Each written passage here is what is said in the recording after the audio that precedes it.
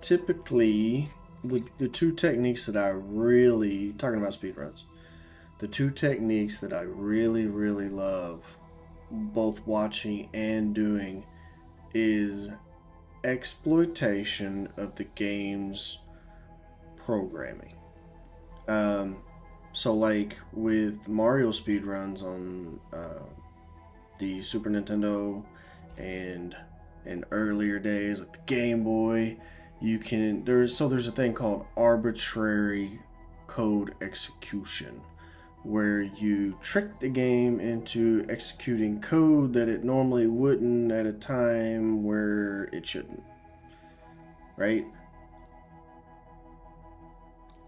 And basically, what that means is because certain registers in certain games are set by multiple things, like, say, a Koopa shell being on screen in the appropriate place or something like that, or a certain type of item that you have in your inventory, also shares a register spot with, like, the amount of agility points that your character has, or something weird, right? So you can manipulate that, and then basically get all these variables set in a certain particular fashion, so that whenever you transition screens or take a pipe warp or in the level or whatever, all of these register values that you manipulated to fill in there, like, you can say one of them can be a register value to, like, jump to a certain location in the code, right,